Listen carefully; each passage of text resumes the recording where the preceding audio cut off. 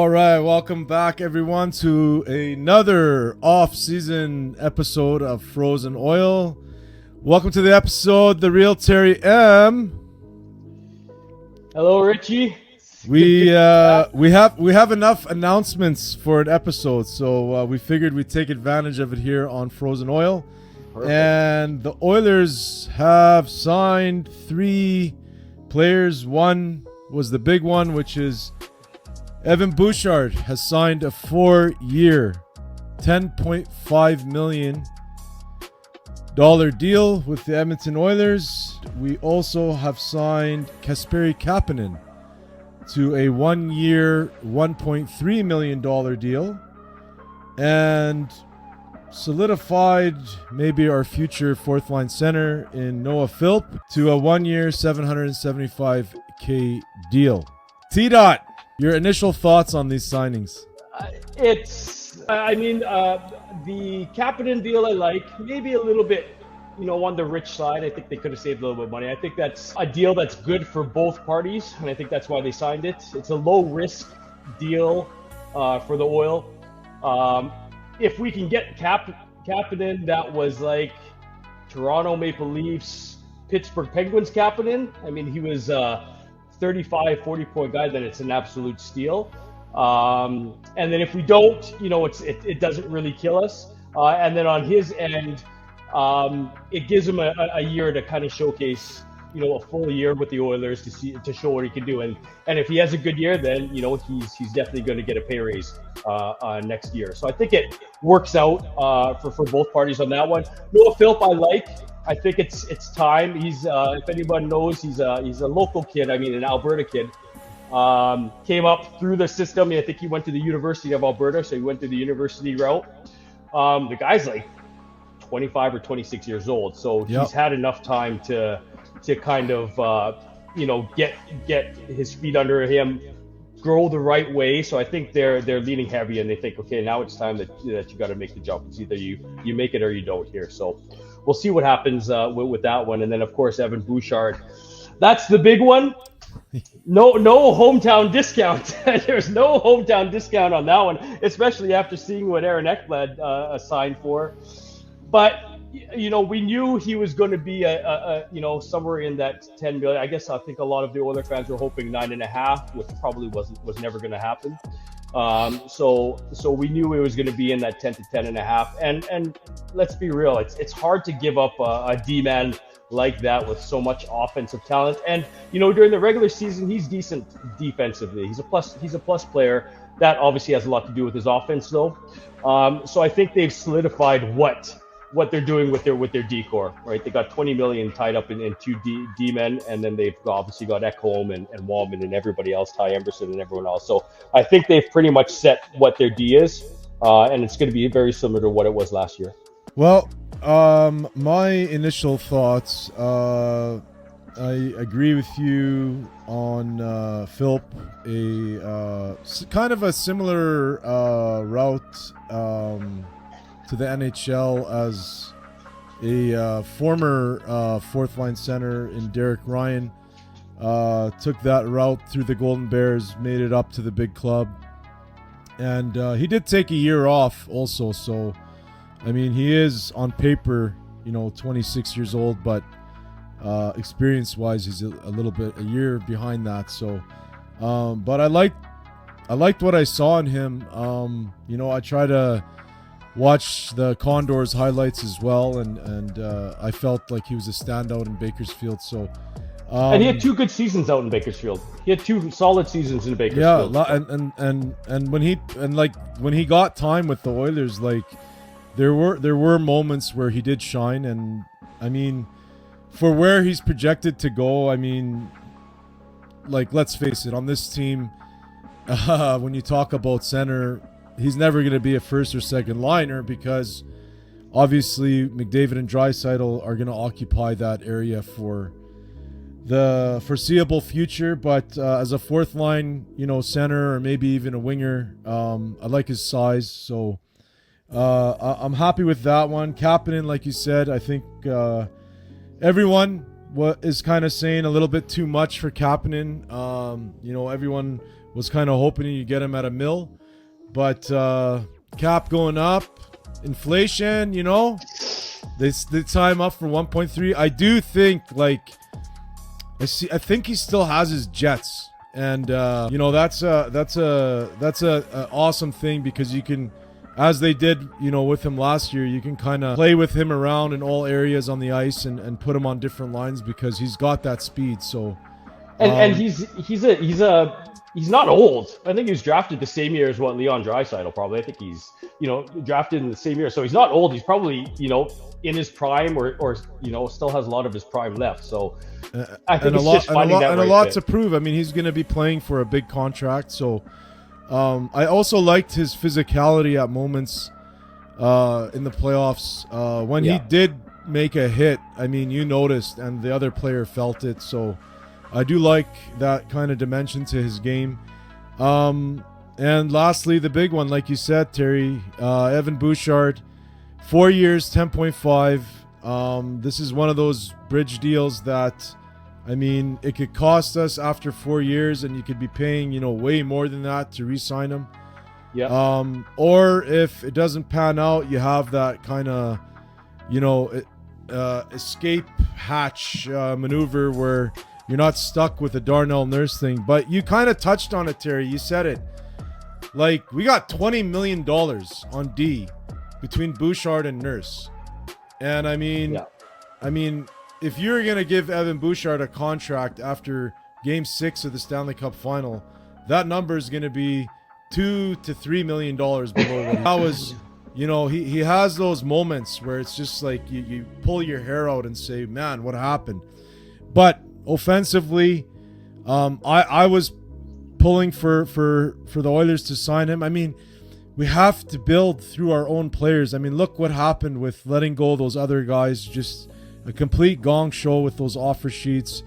Hurt the team immediately, and I was on record saying many times, it's just as time goes on, we're going to feel those holes more and more. And to me, I mean, right now where we're at, obviously happy with all three signings. I'm not, upset with anything, but we're signing these guys, Terry, and we need a goalie. We need a goalie, and we need a couple of high-scoring wingers that could put the puck in the back of the net. And this has been the problem for 10 years here. This has been the same problem for 10 years. And now, I don't know, maybe it's, the beautiful weather getting to my head here over the last few days here in Edmonton. Yeah. Just been unbelievable, the weather, especially at night. It's just gorgeous. But now I have other thoughts about McDavid's. If he doesn't sign long-term and he signs something like a 3-year deal even, I just feel like that's it. We got 3 years instead of this 8-year. And it's funny. I think was it you that asked me, would you rather win a Stanley Cup? What's more important to you, to win a Stanley Cup or watch McDavid for another 8 years? And honestly, that's such a good question, Terry, because the more I think about it, it's man, this management just can't seem to get it together with this team for what they actually need, and surrounding McDavid with what he needs. And I mean, I'm just at the point right now where, honestly, I would rather see McDavid for another 8 years, because for sure during those regular season games and those lulls during the regular, it's a long season. Every single game is so exciting because of 97. For sure, and 100. I don't know if I would trade that, for a Stanley Cup right now. We've had our shots, and I mean, that's the ultimate goal. I'm sure there's going to be people in the comments that are going to say, are you out of your mind? We've been waiting 35 years. But I mean, you're talking about the best player ever and being able to watch him. So, I mean, I'm getting a little bit anxious here with this McDavid extension.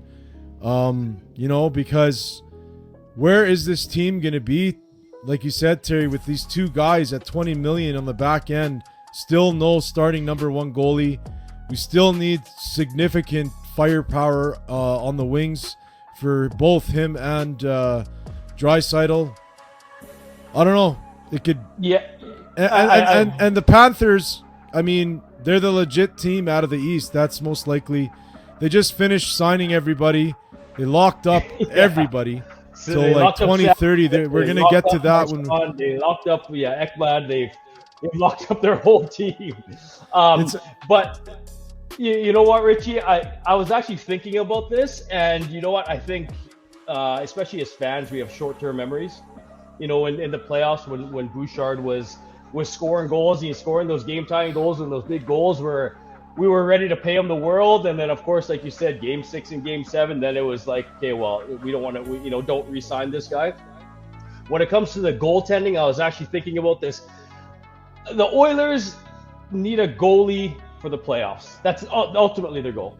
They can make the playoffs with Stuart Skinner, and this could be a hot take. They can make the playoffs with Stuart Skinner and Calvin Pickard.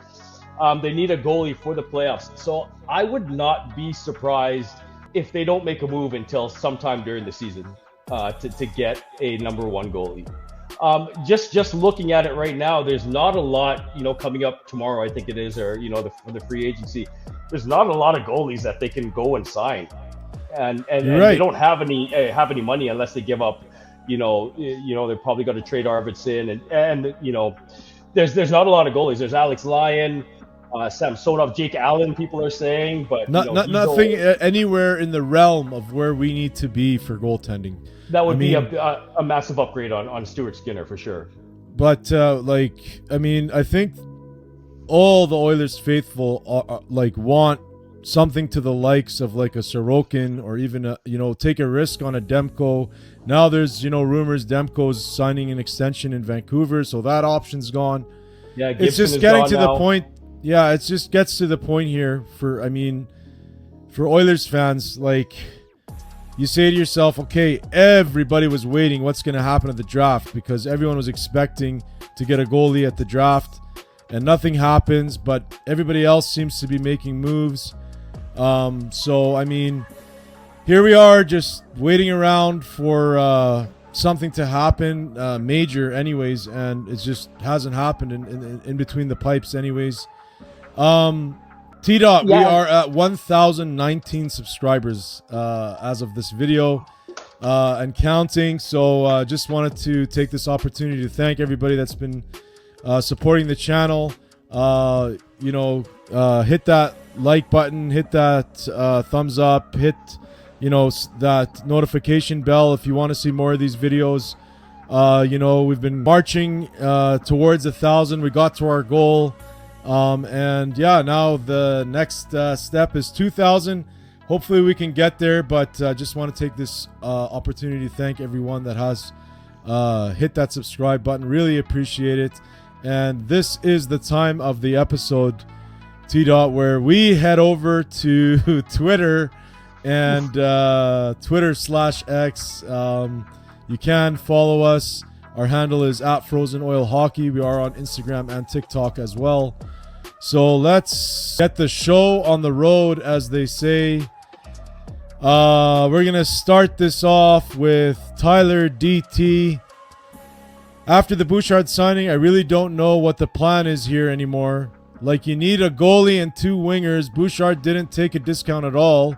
Oilers are in tough. Hopefully McDavid isn't as confused as I am about the route they're going. I think I have to agree. I have no clue. I'm pretty sure every signing that the Oilers make, it goes through McDavid. I'm 100%. They're saying, hey, do you want to make this move? Do you want to make this move? I think McDavid is going to sign a long-term deal, but I think they're asking him, hey, do you want this player on the team behind closed doors? But it's a roller coaster. Rich, did you ever go to have you ever been to Disney World and the Aerosmith roller coaster, when it's like go in and then it just like spins you around and then you like fall off and you come back, and that's the regular season, the playoffs, and this offseason is the same. It's crazy.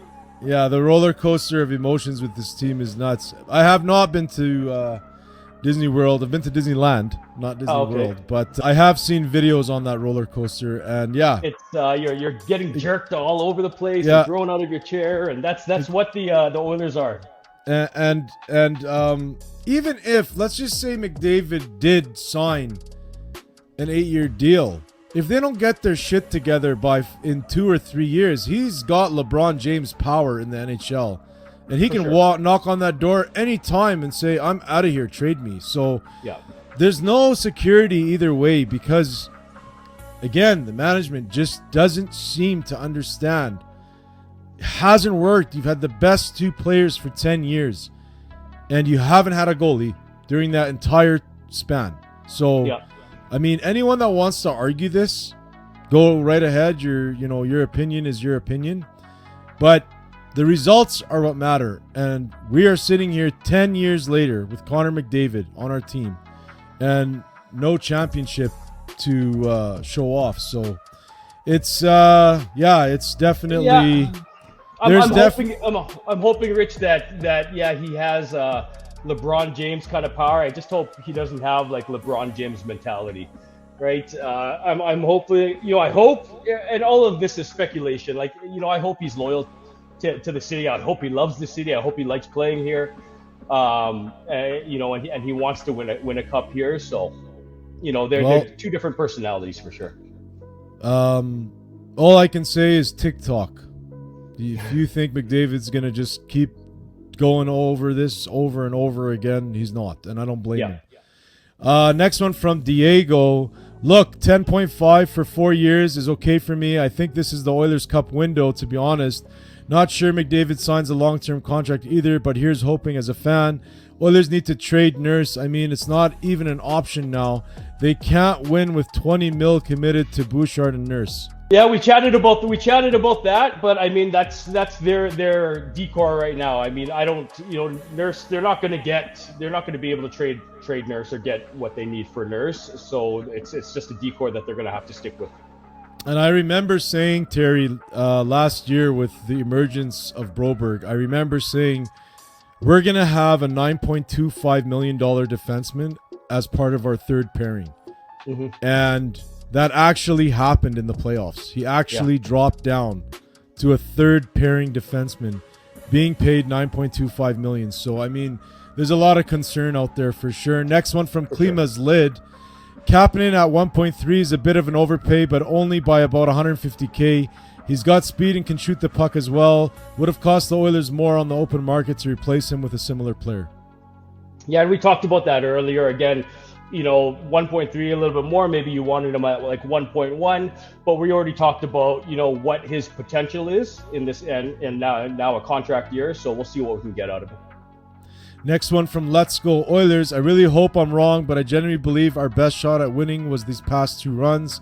The roster really isn't looking all that great. The Oilers team in 23-24 had a great combination of young, speed, and steady veteran leadership.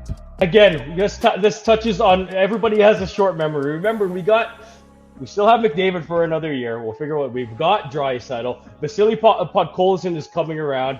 And remember, we were getting a healthy Trent Frederick, right? He played injured the whole season. We got Nuge. We just signed Kapanen. We're going to have a healthy Zach Hyman. Like, we've got a good team.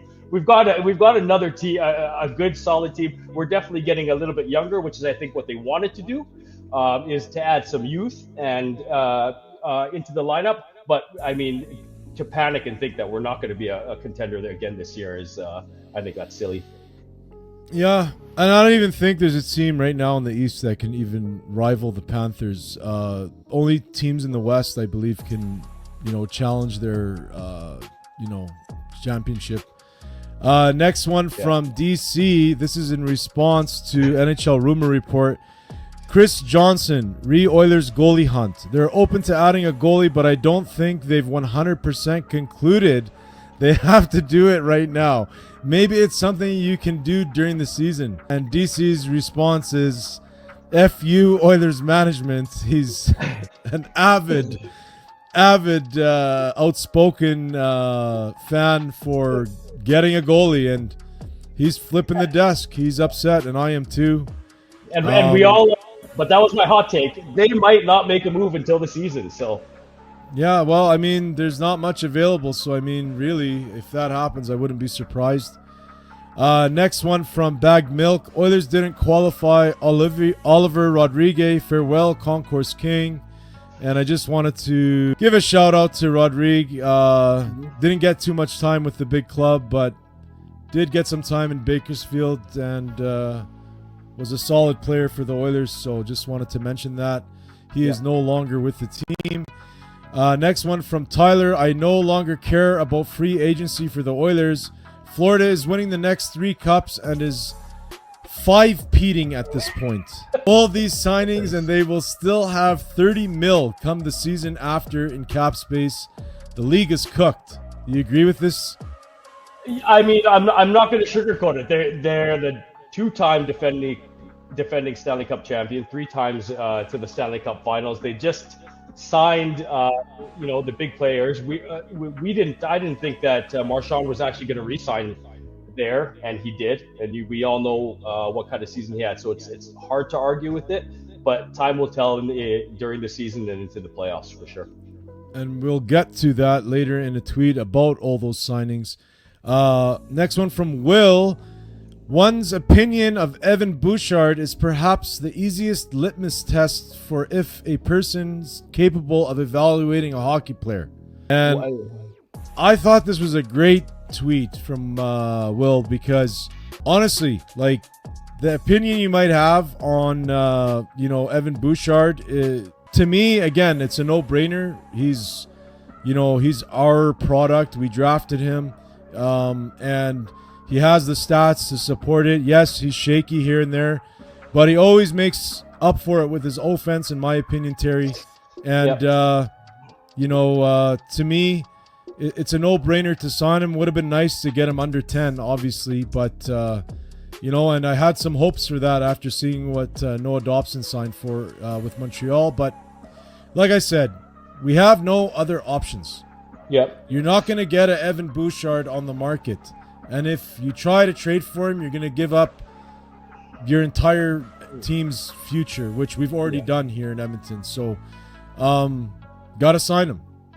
For sure, and 100%. And I think you said it. He's a little bit shaky on the back end, but at times he looked very uninspired. He looked, playing, but hopefully he's got the contract that he wanted. It lights a fire under his ass, and he becomes the D-man that the $10 million D-man that we actually need out of him. 100%. Next one from DNL.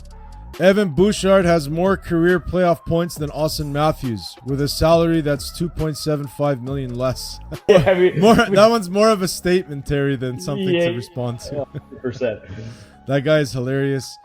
Next one from Oilers After Dark. So, to recap, as I've bit my tongue on the cheating team shenanigans, Florida, Vegas Golden Knights, especially back up to their old tricks. Florida, Sam Bennett, 8 years, $8 million. Ekblad, 8 years, $6 million.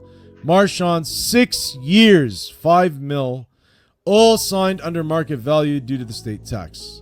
So this state tax thing, I mean, these guys, there's state tax involved, but there's also that kind of aura to the Panthers, which is, if you want to win, you come play here and you sign a team-friendly contract. And it could be argued as, having an advantage with their state tax, but it could also be argued that all these guys are on long-term deals for good money. And basically, if you want to win and be on the Florida Panthers, you got to sign a team-friendly deal. For sure. And you know what? They could talk state tax. I don't think state tax plays as much into it as people think. I think location has a lot to do with it. Who wouldn't want to be, walking out in the middle of winter in, 20, 25 degree weather? So. For sure. Yep. And being in the East, a lot less travel. So. Yep. Other pluses definitely to playing in Florida. Next one from former Oiler Ryan Whitney. If you're an Oilers fan and don't like the Bouchard deal, hand in your sweater. Yeah, and we talked about it. Like I said, Oilers fans, including myself, have short-term memories. I mean, he is a number one D-man, and his offense talent will always supersede all the negatives for sure. And this one from Bar Down: win a cup or two, then secure the bag in Florida. And I mean, people talk about the core four in, Marner's on his way out, but the core four in Toronto. And over here we have our core with, McDavid, Draisaitl, Nuge, Nurse, and now, Bouchard. But in Florida, man, look at this, T. Barkov is signed till 2030, Tkachuk till 2030, Reinhart till 32, Bennett till 33, Verhaeghe till 33, Marchand till 31, Lundell till 30, Jones till 30, Ekblad till 33, Forsling till 32. I mean, they still have years on their goalie too, on Bobrovsky. So I mean, like, this is definitely the bar for every other NHL team to reach and take this team down. I mean, I can't believe we had a shot at Zito and we went with Holland instead. Just horrible mistake. Mistake. Speaking of other teams that we despise, T, this one from BR Open Ice. Alex Pietrangelo released a statement saying that after exploring decisions with doctors, he's been advised to remove the intensity of hockey to see if his body can improve so that he can return to normal quality of life. And I just wanted to mention this because I think so many people swore at him when he slashed Draisaitl that this ended up happening. That's the only reason I wanted to mention that. I mean, unfortunately, you never want to see, a guy miss time or lose out on his career because of an injury, but for sure, it's going to be hard to forget that slash as a diehard Oiler fan. Yeah. Next one from Bob Stauffer in regards to the Oilers signing Bouchard to a 4-year, $10.5 million deal. The Oilers' Evan Bouchard is the third highest scoring defenseman in the NHL over the last 2 seasons.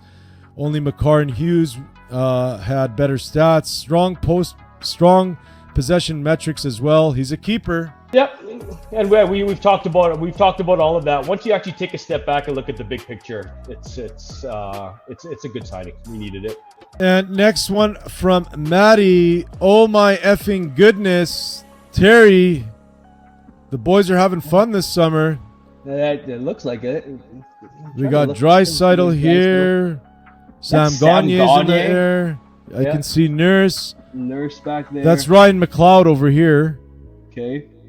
And I mean, you can't really. So the boys are enjoying their off season, and I believe there's some non-Oilers at that table too. So, just wanted to share that. Foreshadowing. Yeah. This one here, I mean, this is, if you have a chance, check out this tweet from Dmitry Filipovic. It's a 1 minute and 11 sequence of Darnell Nurse icing the puck in the Stanley Cup Finals. It's so crazy. I don't want to show too much of it due to copyright.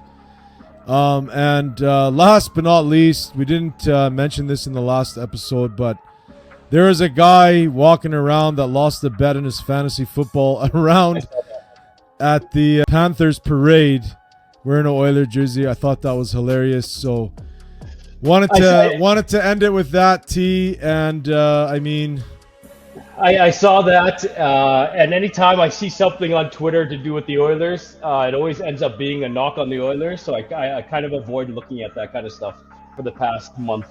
There was a lot of things from that parade that we could have talked about, but and the after partying comments and all that. I mean, they really stuck it to the Oilers and the fans for sure. For sure. But we still, for now, have a 3-cup lead on them. So I mean, we're okay for now. We'll be good. We got to get to our number 6 cup, though. I mean, 35 years is a while. 10 years of McDavid, 10 years of Draisaitl. We got to get something going here. Something major's got to happen. That's what I feel. July 1st is around the corner, Terry, so I'm sure we're going to have a huge episode for that. That's going to do it for today's episode. T, do you have any other comments you'd like to make before we sign off here? No, I'm just going to get ready for the roller coaster that is the free agent frenzy. We'll see what happens here, and we'll see what happens leading up into the to the season in a few months here. And I'm sure we'll have a couple of other cats from the Frozen Oil crew coming on for that episode. So looking forward to bringing it to everybody. Aerosmith roller coaster, Richie. Remember, that's what it's going to be like. The Aerosmith roller coaster. You got to spin a lot more if you're actually trying to go and fall off. And if you're going for what it feels like to be an Oiler fan, you got to spin a lot more. That's exactly what it is. Yeah, so that's gonna do it for today's episode. Thanks, Terry, for doing this, and most importantly, go Oilers, go! Oilers, go! Frozen or hockey, the channel you need. Oilers on the ice, unstoppable speed. Chasing the cup, we're gonna succeed. With David leading, we're built to exceed. Frozen or hockey,